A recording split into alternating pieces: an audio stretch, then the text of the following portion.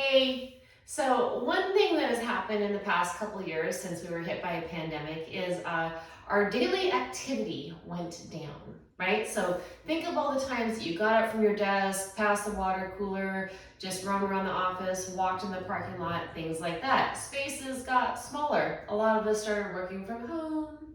And so we just started bringing down basically what is called NEAT, non-exercise activity thermogenesis. That lowered a bunch of people's metabolisms. It may have lowered yours. So what to do? This is awesome because it's kind of what we should have been doing all along anyhow. Rather than trying to fit in an hour workout, which is super unreasonable, even for me, who's a trainer and a nutrition specialist, I rarely fit in over 35 minutes for a workout, just so you know. What we should be doing instead is short little bursts. This is not high intensity interval training. In fact, I put an article that points to the differences between what's going on here. But basically, this is a great way to boost your metabolism, burn calories, and just keep you feeling better and fitting in your favorite clothes, okay? So I call this workout snacks. That's what all of this is. So basically, I'm showing you what the clothes that I'm in as I do nutrition research. I just got off of calls with nutrition students. I'm not in my training clothes. So what do? I have another call in 7.5 minutes. I don't have time to change, right? That's unrealistic. And you know what? Turns out I don't have any gear in here either. Oh, I have a couple yoga blocks. I can use that, right? So I'm going to show you something that takes 90 seconds, all right? And basically, well, around 90 seconds, because quite frankly, I don't have a clock right in front of me. I just realized that. But it's going to take less than 90 seconds, so 1.5 minutes, and that you can repeat. We're going to aim for up to 6 times a day. But you know what? If you do it twice, awesome. Then the next week, maybe you do it 3 or 4 times.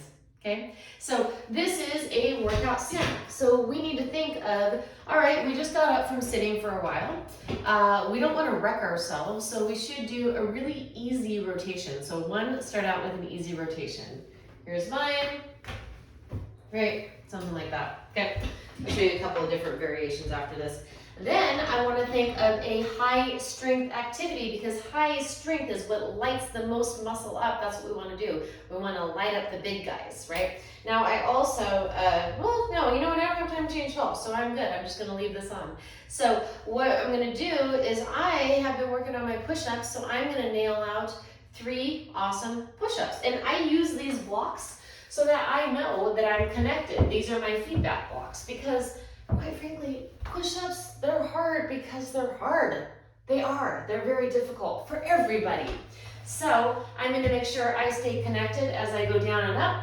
And I'm aiming to hit these blocks here. So here I go.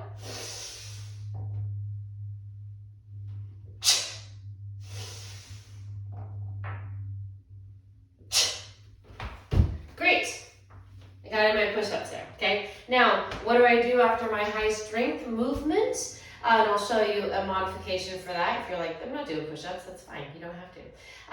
Then you want to do high cardio movement. So high cardio that is not impact, right? I would not have you jump after sitting and doing office work for 3 to 4 hours. Your spine would hate you later. I want you to feel good.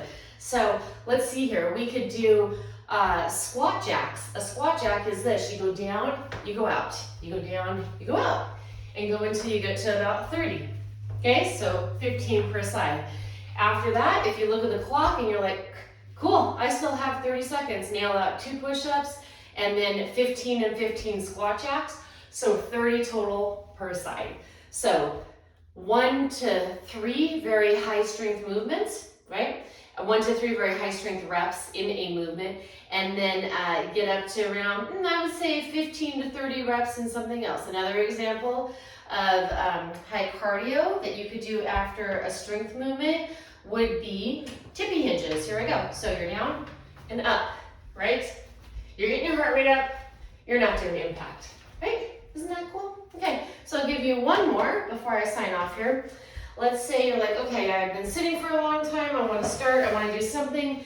I have 75 seconds. Go ahead and lie down if you have space to lie down. This could be your rotational movement. You go ahead and do a crossover tap, right?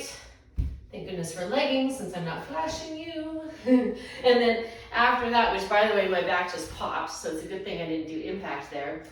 Then you're gonna go ahead and you could do knee plank renegade rows. So watch here. You're just gonna go ahead and get down. You could use a wall if you're like, I don't have time to get down to the floor. That's not gonna work for me. That's fine, use the wall.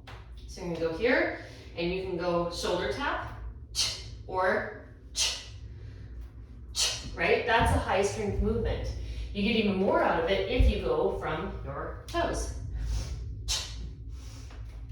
Then you get back up and we do tippy hinges.